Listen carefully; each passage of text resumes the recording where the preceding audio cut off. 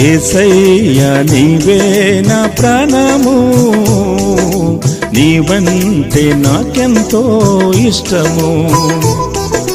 యేసయ్యా నీవే నా ప్రాణము, నీవంటే నాకెంతో ఇష్టము.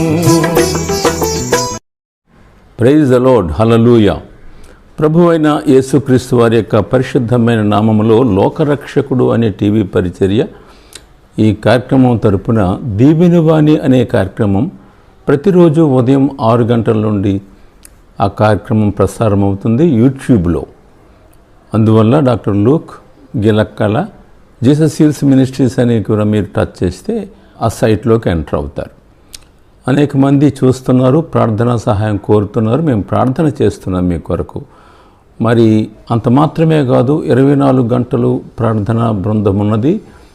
మీకు స్క్రీన్ మీద కనిపించేటువంటి నెంబరు 24 గంటల ప్రార్థనా సహాయం కొరకు ఏ నెంబర్తో మాట్లాడాలో మరి కాల్ చేసి మీరు మరి పద్ధతి ప్రకారంగా మీ పేరు, ఫోన్ నెంబరు, తర్వాత ప్రార్థనా వినతి, మీ ఊరు రాస్తే అది ప్రేయర్ లిస్ట్లో ఉంటుంది. ఒక రోజుతోనే కాదు, అది కంటిన్యూటీగా ప్రార్థన చేయటానికి మరి ఆ బృందానికి కూడా ఎంతో ఆదరణగా ఉంటుంది, మా అందరికీ కూడా ఎంతో శుభకరంగా ఉంటుంది. అందువల్ల మీరు అలా సహకరించమని మనం చేస్తున్నాం. ప్రతి మంగళవారం సాయంత్రం 3:30 గంటలకు ఆరాధన ఛానల్లో లోకరక్షకుడు అనేటువంటి ఆ టీవీ పరిచర్య కూడా జరుగుతుంది. అనేక మంది చూస్తున్నారు, ప్రార్థనా సహాయం కోరుతున్నారు, ప్రార్థన చేస్తున్నాం. మరి ఆ యొక్క ప్రోగ్రాం కూడా ఇతరులతో పరిచయం చేయండి, సబ్స్క్రైబ్ చేయండి, మరి ప్రార్థించండి. ప్రార్థన. మహిమగల మా తండ్రి, వందనాలు స్తోత్రాలు చెల్లిస్తూ ఉన్నాం. ఈ సమయం అందు దీవెనవాణి అనే కార్యక్రమం దీవెనకరంగా ప్రభు జరిగించండి. ఎంతమంది చూస్తున్నారో అంతమందిపై మీ ఆశీర్వాదం, వారిపై దీవెన, వారి కుటుంబంపై దీవెన, వారి బిడ్డలపై దీవెన, వారి ఆరోగ్యాలపై దీవెన, ఆత్మీయ అనుభవాలపై దీవెన, ఆర్థిక విషయాల్లో దీవెన దయచేయండి.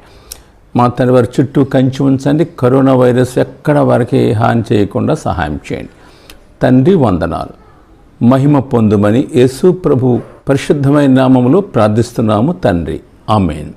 ఈ సమయమందు ఈ దినాన్ని మన ధ్యానాంశము ఏమి అంటే, ఒక రాజు, యోధా రాజుని గూర్చి, ఉజ్జియా. మనకు అందరికీ తెలుసు, మనము ఆ పేరు అనేక మార్లు వింటున్నాము. అయితే ప్రతి వ్యక్తి జీవితంలో కొన్ని అనుభవాలు ఉంటాయి, కొన్ని ఆశీర్వాదకరమైనటువంటి సంగతులు ఉంటాయి, కొన్ని మనకు శుభకరము కాని ఉంటాయి. అందువల్ల మనం అర్థం చేసుకోవాలి ఏంటంటే, వారిలో ఉన్న సుగుణాలు మనము మన జీవితానికి అప్లై చేసుకుంటూ, వారిలో ఉన్న దుర్గుణాలు మరి మనము అలాంటివి మనకు ఉండకూడదు అనేటువంటి ఒక భావన మరి మనం అర్థం చేసుకోవాలి. మరి సమయమందు ఈ యొక్క పాఠ్యభాగాన్ని బట్టి మనం దైవ గ్రంథంలో ఒక భాగాన్ని మనం చదువుదాం. దేవుని స్తోత్రం కలుగును గాక. 2 దినవృత్తాంతముల గ్రంథము 26వ అధ్యాయం మరి 3, 4, 5 వచనాలు, 15, 16 వచనాలు ఈ సందర్భంలో మనం చదువుదాం. ఉజ్జియా ఏలన ఆరంభించినప్పుడు 16 ఏండ్ల వాడై యెరూషలేములో 52 సంవత్సరములు ఏలెను. అతని తల్లి యెరూషలేము కాపురస్తురాలు, ఆమె పేరు యొకొల్యా. అతడు తన తండ్రి అయిన అమధ్య చర్య అంతటి ప్రకారము యెహోవా దృష్టికి యథార్థముగా ప్రవర్తించెను. దేవుని ప్రత్యక్షత విషయమందు తెలివి కలిగిన జకర్యా దినములలో అతడు దేవుని ఆశ్రయించెను. అతడు యెహోవాను ఆశ్రయించినంత కాలము దేవుడు అతనిని వర్ధిల్ల చేసెను. 15వ వచనం. మరియు అతడు అంబులనేమి పెద్దరాళ్ళనేమి ప్రయోగించుటకై ఉపాయశాలలు కల్పించిన యంత్రములను యెరూషలేములో చేయించి దుర్గములలోను బురుజులలోనూ ఉంచెను. అతడు స్థిరపడు వరకు అతనికి ఆశ్చర్యకరమైన సహాయము కలిగెను. గనుక అతని కీర్తి దూరముగా వ్యాపించెను. అయితే అతడు స్థిరపడిన తరువాత అతడు మనస్సున గర్వించి చెడిపోయెను. అతడు స్థిరపడిన తరువాత మనస్సున గర్వించి చెడిపోయాను. ప్రభు ఈ వాక్యమును మన వినికిడిలో దీవించునుగాక. ఆమేన్. ఉజ్జియా అనగా ఆ పేరుకు అర్థమేమి అనంటే యెహోవాయే బలము, యెహోవాయే బలము. మరొక విధముగా నా బలము యెహోవాయే. దేవుడే మన బలమైతే మరి ఎవరు మన ఎదుట నిలవగలరు చెప్పండి? ఏ దుష్టశక్తి మనల్ని అడ్డగలదు? ప్రేర గమనించాలి. కీర్తన 18:2 ఒక మాట ఉంది, యెహోవా నా శైలము, నా కోట, నా కేడెము, నా దుర్గము అనేటువంటి మాటలు మనకు దైవ గ్రంథంలో కనిపిస్తాయి. అందువల్ల అతడే మన కోట, అతడే మన శైలం, అతడే మన కొండ, అతడే మన అండ, అతడే మన బలము, అతడే మన సర్వస్వం. యెహోవాయే నా బలం. ఉజ్జియా అనే పేరుకు అర్థం అది. ఉజ్జియాకు మరి ఒక పేరు కూడా ఉన్నది ఏమంటే అజరయ్య. అజరయ్య అనే పేరు కూడా అతనికి ఉన్నది. గమనించాలి ఏంటంటే ఇప్పుడు అతని తండ్రి పేరు మనం చూస్తున్నాము, అమజ్య. అతని తండ్రి పేరు ఫ్యామిలీ హిస్టరీలోకి వెళ్తున్నాం. అతని తండ్రి పేరు అమజ్య, తల్లి యుకోలియా అని ఇందాక మనం చదువుకున్న భాగంలో ఉన్నది అది. అతడు 10వ రాజు యూదా రాజులలో. అయితే అతడు ఏ సంవత్సరంలో రాజుగా సింహాసనం మీదకి వచ్చాడంటే 16వ సంవత్సరంలో అతడు మరి సింహాసనం మీదకి అధికారంలోకి వచ్చాడు. ఎన్ని సంవత్సరాలు పరిపాలన చేశాడంటే 52 సంవత్సరములు అతడు రాజుగా, అంటే క్రీస్తు పూర్వం 783 742 బీసీలో అతడు పాలన చేసినట్లుగా 52 సంవత్సరాలు పాలన చేశాడు అతడు. ఉజ్జియా కొరకు మనం ఆలోచన చేస్తే అతడు దీవెన పొందినవాడు, వర్ధిల్లినాడు, దేవుని దృష్టికి యోగ్యుడు, యథార్థపరుడు అని మాత్రం దైవవాక్యంలో ఉన్నాయి. అని ఉజ్జియా దేవుని సన్నిధిలో యోగ్యునిగా ప్రవర్తించినాడు. 2 దినవృత్తాంతములు 26:4 చూస్తే తన తండ్రి అయిన అమజ్యా వలె యెహోవా దృష్టికి యథార్థముగా ప్రవర్తించాడు. అంటే తండ్రిని గౌరవించాడు అన్నమాట. తండ్రి యథార్థంగా ప్రవర్తించాడు. తండ్రిని గౌరవించడానికి తండ్రి గుణగణాలు నేర్చుకున్నాడు. పిల్లలు అలాగ తల్లిదండ్రులు గౌరవించి మంచి చేసి వారికి ఘనత తేవాలి అనుకుంటే మరి పిల్లలను కూడా అలాగ పెంచి ఉండాలి వాళ్ళు. లేకపోతే మరి అలా రాదు కదా. తల్లిదండ్రులకు అవమానకరంగా జీవించేవారు కూడా పిల్లలు ఉన్నారు. అయితే ఇతడు తన తండ్రిని బట్టి మరి ఇతడు దేవుని దృష్టికి యోగ్యునిగా ప్రవర్తించినట్లుగా చూస్తున్నాం. 2 దినవృత్తాంతములు 26:5 అతడు యెహోవాను ఆశ్రయించినవాడు, దేనికైనా ప్రభువు మీద ఆధారపడేవాడు. అంత మాత్రమే కాదు, దేవుని ఆశ్రయించినంత కాలము దేవుడు అతనిని వర్ధిల్ల చేసినట్టుగా ఉంది, వాక్యంలో ఉంది. దేవుని మీద ఆనుకొని అన్ని విషయాలు ప్రభు సహాయం కోరుతూ ఏ విషయమైనా సరే ప్రార్థనలో పెట్టి ప్రభువుని అడిగినప్పుడు, ప్రభు మీద ఆధారపడినప్పుడు ఆశ్రయించినంతకాలం అతనికేమీ లోటు లేదు, అతనికేమీ అపజయం లేదు, అతనికేమీ చెడుగు లేదు, అతనికి ఏదైనా సరే మరి వ్యతిరేకమైంది అక్కడ కనబడలేదు. దేవుని ఆశ్రయించినంత కాలము దేవుడు అతనిని వర్ధిల్ల చేసెను. వర్ధిల్లుట అనేది మన చిన్నింటి పని కాదు, అందరూ వర్ధిల్లలేరు కదా. అయితే దేవుడు అతనికి తోడై ఉన్నాడు, దేవుని మీద అతను ఆనుకున్నాడు. మరి ఆ విధముగా ప్రభు యొక్క కృప అతను పొందుకున్నాడు. అందువల్ల ఏంటంటే ఆశ్రయించినంత కాలము అని మాట ఉంది, అంటే ఆశ్రయించని కాలం కూడా ఉందన్నమాట. ఆ మాట అక్కడ స్పెసిఫిక్గా రాయబడింది. అతడు దేవుని ఆశ్రయించినంత కాలము వర్ధిల్లెను. అర్థం చేసుకోవాలి మనం కూడా. నువ్వు దేవుని ఆశ్రయిస్తేనే వర్ధిల్లుతావు. ఆశ్రయించినంత కాలము ఆయన కృప నీ పట్ల ఉంటుంది, ఆయన కాపుదల నీ పట్ల ఉంటుంది, ఆయన యొక్క నడిపింపు నీ పట్ల ఉంటుంది, ఆయన యొక్క భద్రత నీ పట్ల ఉంటుంది. ఆశ్రయించినంత కాలం, ఆధారపడినంత కాలం, ప్రభువుని గణపరిచినంత కాలం తేడా వచ్చిందనుకో అతడు కూడా చేయి విడిచిపెట్టేస్తాడు. అందువల్ల మనము అలాంటి విషయాలు మనం పాఠముగా నేర్చుకోవాలి. 3 అనుభవం ఏమంటే 2 దినవృత్తాంతములు 26:8 అతడు అధికముగా బలాభివృద్ధి నొందెను. అధికముగా తన బలం అంటే అన్ని విధాల, సైన్యమైన అయితేనేమి, రాజకీయ మరి పరపతి అయితే అన్ని విధాల అతడు బలము పొందినవాడు. అందువల్ల మరి ఒక మాట ఏమంటే 26:7 దేవుడు ఉజ్జియాకు ఆయా సమయాలలో ఆ శత్రువులతో యుద్ధమునందు అతనికి సహాయం చేసిన మాట ఉంది. మోయాబీలతో, ఫిలిస్తీన్లతో, అరబ్బీలతో ఆయా సమయాల్లో యుద్ధం చేయడం జరిగింది. వారందరినీ కూడా జయించాడు, శత్రువులు జయించాడు. ఎందుకు? ప్రభు సహాయం అక్కడ ఉంది కాబట్టి. దేవునికి మహిమ కలుగునుగాక. మరి ఒక మాట ఏమంటే 2 దినవృత్తాంతం 26:8 మరి అతని కీర్తి ఐగుప్తు మార్గ ప్రదేశం అన్నిటిలో వ్యాపించను అని అంటాను. అతని కీర్తి చూసి అతనికి ఫేమ్ ఎక్కువైపోయింది, ఫేము మరి ఆయా స్థలాలకు వెళ్ళిపోయింది. అతడు మంచివాడని, మంచిగా పాలన చేస్తాడని, మంచి కార్యాలు చేస్తున్నాడని ఖ్యాతి వచ్చింది, పేరు వచ్చింది. అందువల్ల ఎంత ధన్యత! ఈ లోకంలో మనం జీవించమని కాదు, నీకు పేరు ఉండాలి, మంచివాడవని పేరు ఉండాలి, మంచి చేసేవని పేరు ఉండాలి, సాక్ష్యం ఉండాలి.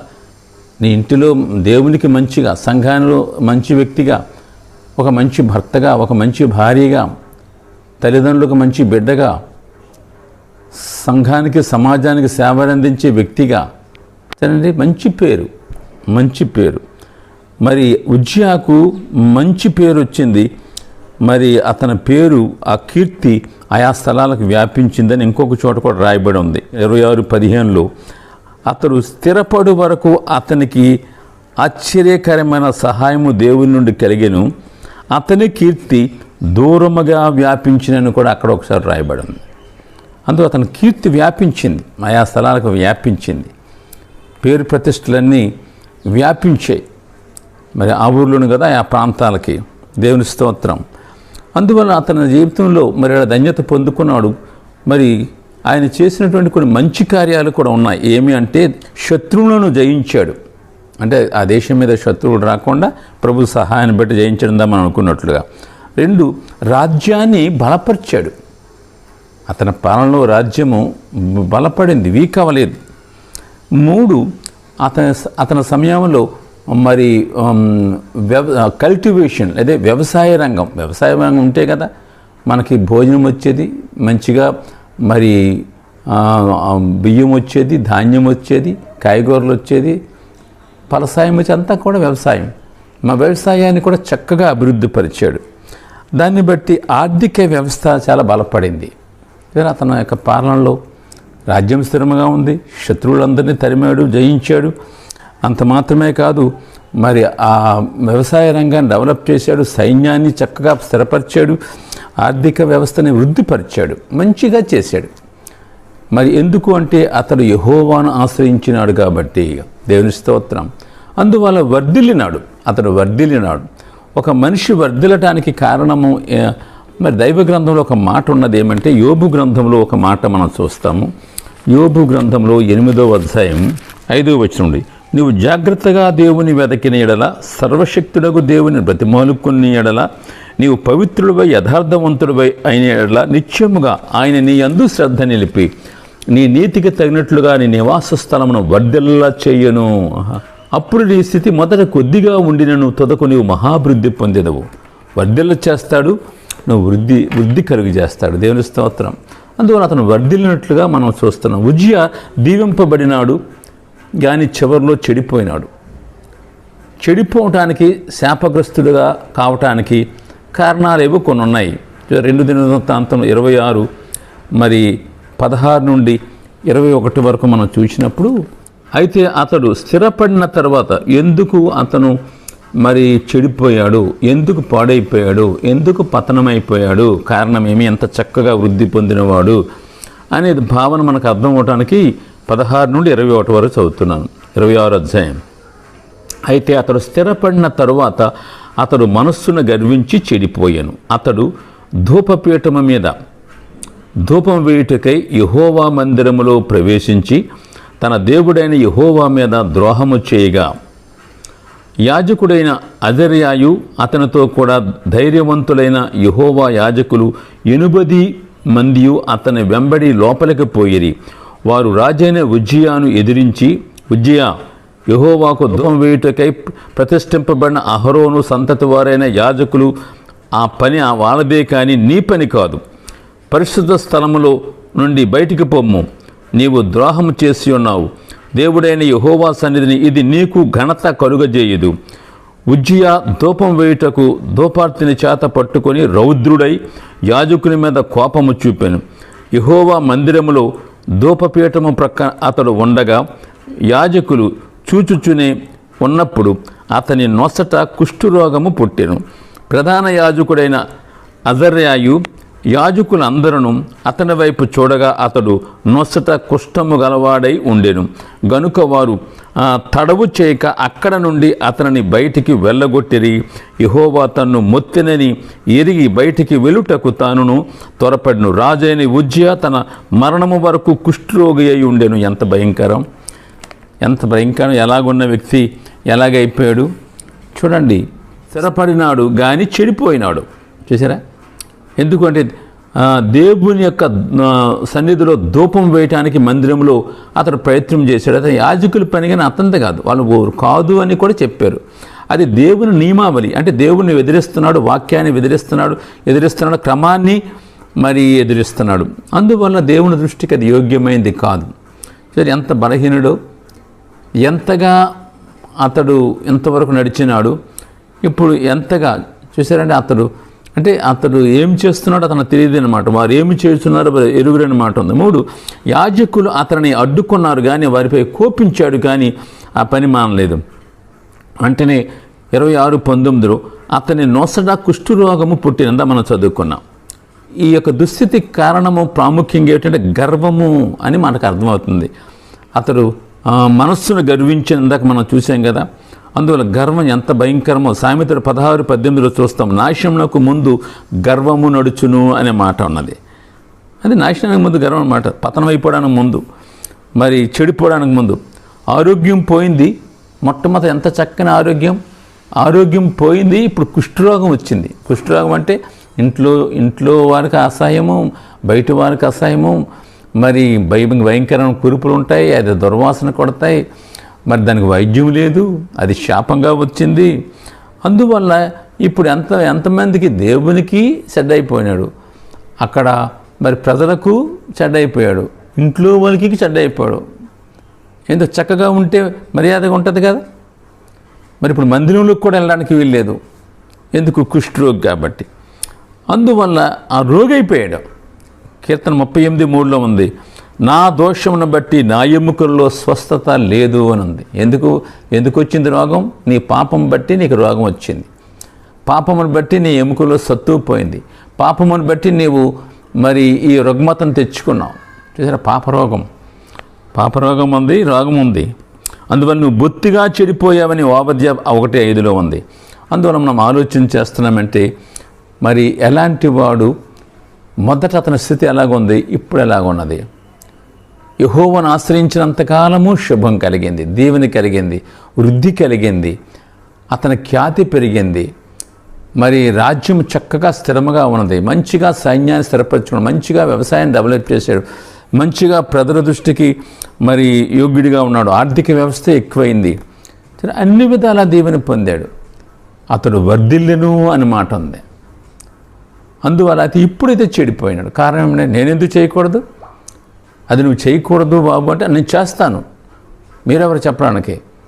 చూడండి, నాశనానికి ముందు గర్వము నడుచును. గర్వము ఎంత పతనం చేసింది, గర్వము దేవునికి దూరం చేసింది, గర్వము అతనికి వ్యాధి తెచ్చింది. పాపాన్ని బట్టి చూడ మరి అతిక్రమమే పాపం. అందువల్ల దేవునికి దూరం అయిపోయాడు, దేవునికి మరి కోపం రేపాడు.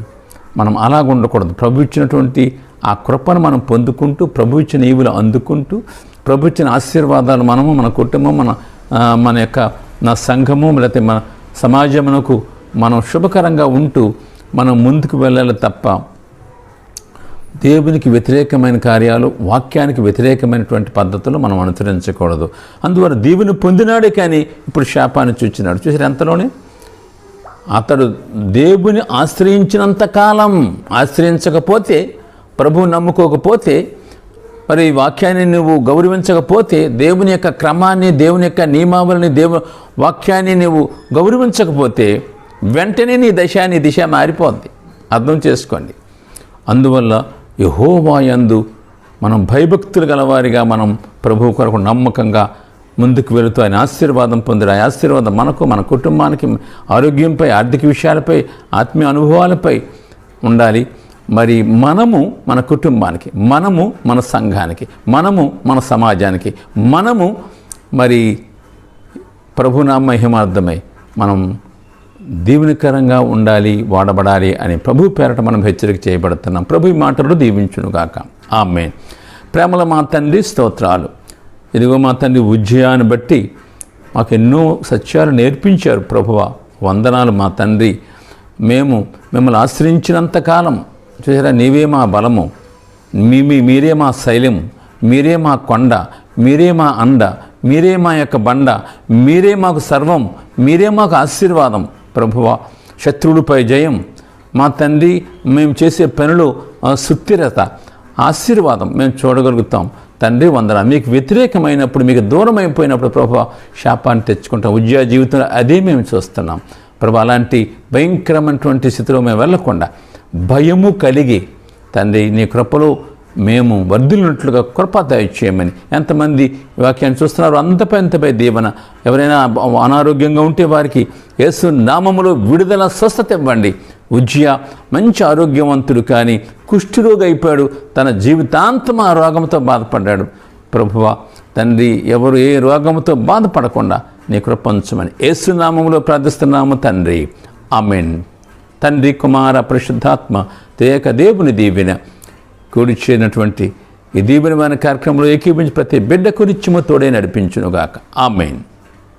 Praise the Lord. బర్త్డేస్ జరిపించుకునే బిడ్డలు ఉన్నారు, వారిని మనం మరి ప్రార్థనలో ఎత్తి పట్టుకుందాం. దేవుని స్తోత్రం కలుగునుగాక. ఆమేన్. అంకిత అనేటువంటి బిడ్డ రాజ్ కుమార్, మరి స్వర్ణకుమార్ యొక్క బిడ్డ, ఆమెకు ప్రభు నూతన సంవత్సరం దయాకిరీటం ఇచ్చాడు. ఆమెను ప్రభు దీవించునుగాక. అలాగే అక్ష అనేటువంటి శ్యామ్ పద్మ అనేటువంటి వారి యొక్క కుమార్తె, వారి గ్రాండ్మా అన్నపూర్ణ, మరి ఆ బిడ్డను కూడా ప్రభు దీవించాలని.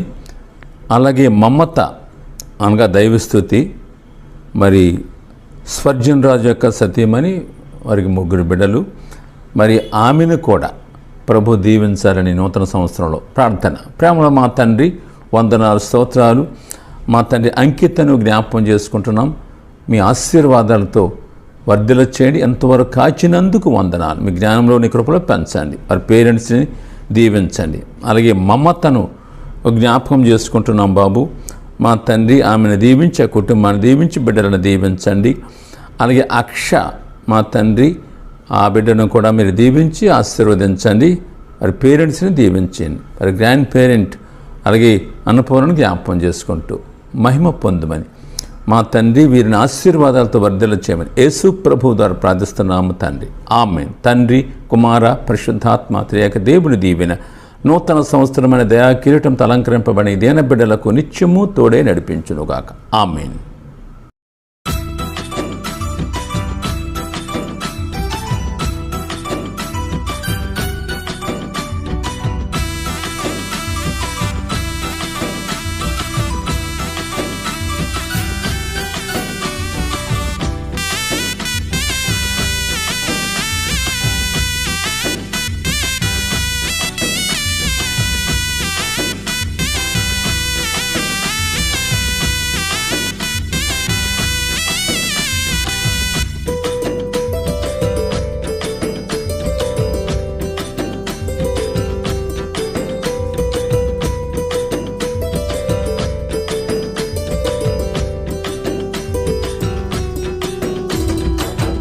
యేసే దేవుడు, కృపగల దేవుడు, మారని దేవుడు, మహాదేవుడు. యేసే దేవుడు, కృపగల దేవుడు, మారని దేవుడు, మహాదేవుడు. నన్ను ప్రేమించి కరుణించినాడు, నాకై మరణించి రక్షించాడు. నన్ను ప్రేమించి కరుణించినాడు, నాకై మరణించి రక్షించాడు. స్తోత్రము చేసి కీర్తన పాడి ఆనందించి ఆరాధింతును. స్తోత్రము చేసి కీర్తన పాడి ఆనందించి ఆరాధింతును. యేసే దేవుడు, కృపగల దేవుడు, మారని దేవుడు, మహాదేవుడు. యేసే దేవుడు, కృపగల దేవుడు, మారని దేవుడు, మహాదేవుడు.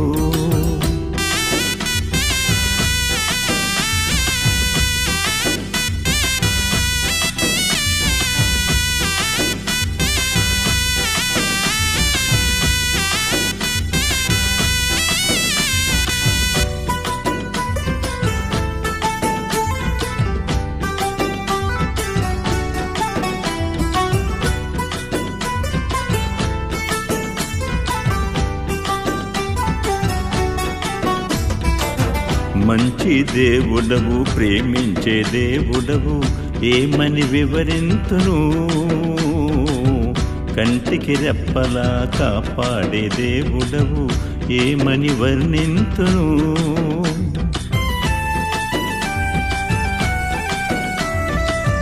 మంచి దేవుడవు, ప్రేమించే దేవుడవు, ఏమని వివరింతును. కంటికి రెప్పలా కాపాడే దేవుడవు, ఏమని వర్ణింతును. నీతో నిలువబడి సేవల వాడబడి సాక్షిగా నీ కొరకై జీవింతును. నీతో నిలువబడి సేవల వాడబడి సాక్షిగా నీ కొరకై జీవింతును. స్తోత్రము చేసి కీర్తన పాడి ఆనందించి ఆరాధింతును. స్తోత్రము చేసి కీర్తన పాడి ఆనందించి ఆరాధింతును. యేసే దేవుడు, కృపగల దేవుడు, మారని దేవుడు, మహాదేవుడు. యేసే దేవుడు, కృపగల దేవుడు, మారని దేవుడు, మహాదేవుడు.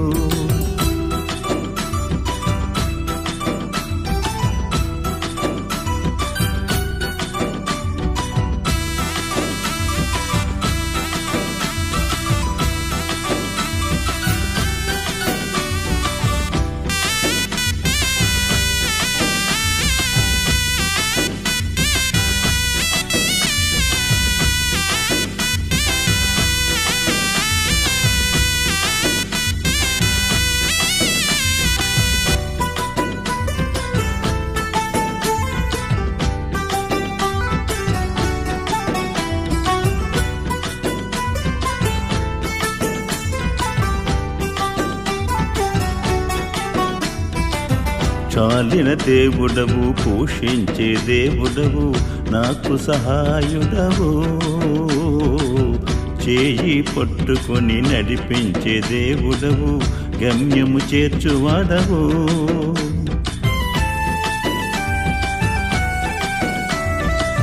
చాలిన దేవుడవు, పోషించే దేవుడవు, నాకు సహాయుడవు. చేయి పట్టుకొని నడిపించే దేవుడవు, గమ్యము చేర్చువాడవు. నీతో నిలువబడి సేవల వాడబడి సాక్షిగా నీ కొరక జీవింతును. నీతో నిలువబడి సేవల వాడబడి సాక్షిగా నీ కొరక జీవింతును. స్తోత్రము చేసి కీర్తన పాడి ఆనందించి ఆరాధింతును. స్తోత్రము చేసి కీర్తన పాడి ఆనందించి ఆరాధింతును. యేసే దేవుడు, కృపగల దేవుడు, మారని దేవుడు, మహాదేవుడు. యేసే దేవుడు, కృపగల దేవుడు, మారని దేవుడు, మహాదేవుడు.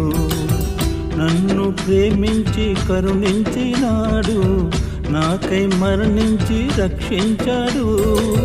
నన్ను ప్రేమించి కరుణించినాడు, నాకై మరణించి రక్షించాడు. స్తోత్రము చేసి కీర్తన పాడి ఆనందించి ఆరాధింతును. స్తోత్రము చేసి కీర్తన పాడి ఆనందించి ఆరాధింతును. యేసే దేవుడు కృపగల దేవుడు, మారని దేవుడు, మహాదేవుడు. యేసే దేవుడు కృపగల దేవుడు, మారని దేవుడు, మహాదేవుడు. యేసయ్యా నీవే నా ప్రాణము, నీవంటే నాకెంతో ఇష్టము. యేసయ్యా నీవే నా ప్రాణము, నీవంటే నాకెంతో ఇష్టము.